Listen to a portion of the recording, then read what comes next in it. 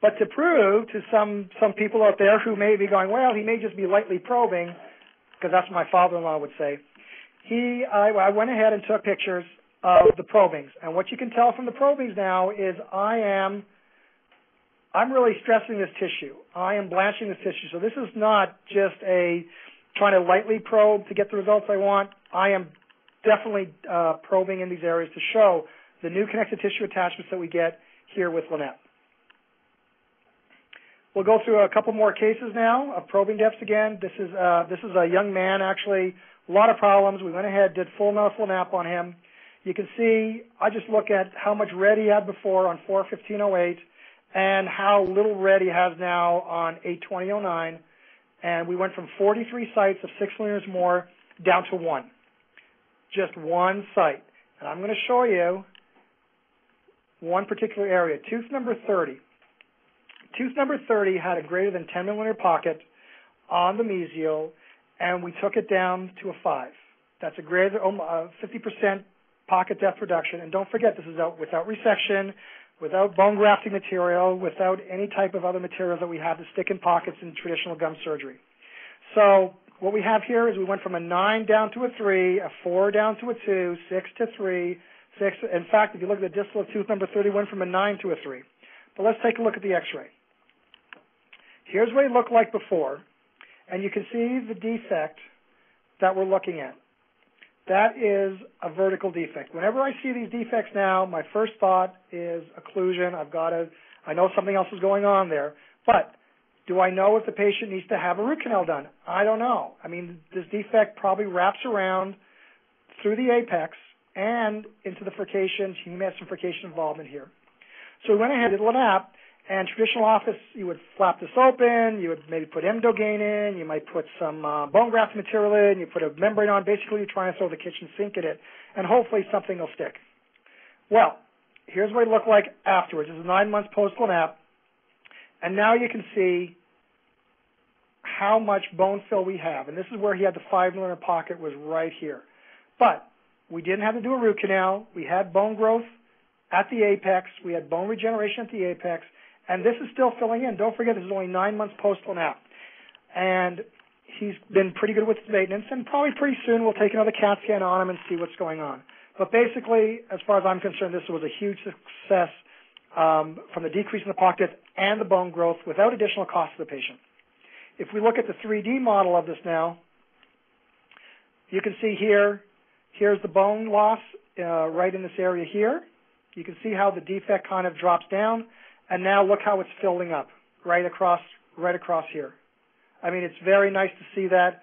Patient's keeping his teeth, and we've decreased the pocket depths basically down to maintainable levels that he should be able to maintain those with regular maintenance for the rest of his life. Dr. Honigman, if you could go back to that slide. Sure.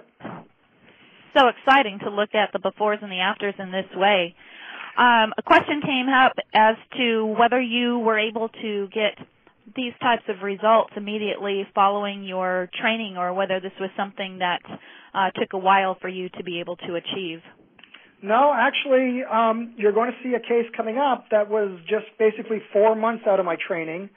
And, I mean, this case that we're looking at now, when we saw him on 4/15/08 and we did the laser on 8/08, that's still less than a year after I had completed my training with Millennium.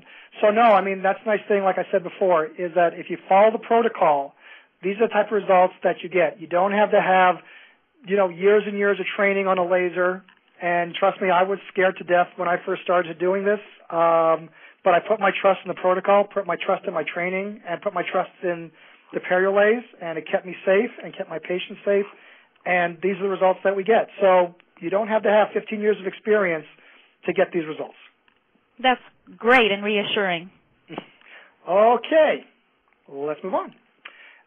Again, these are just some cases that I pulled out, and you can see, again, a lot of red, 8s, 6s, 7s, a lot of things that we would normally do traditional gum surgery for, down to 5s, 3s, a couple 6s.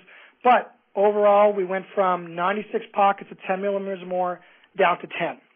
Will these other 10 require retreatment? Maybe. I like to give things a chance to heal, maybe another a year and a half out, just to kind of see what's going on.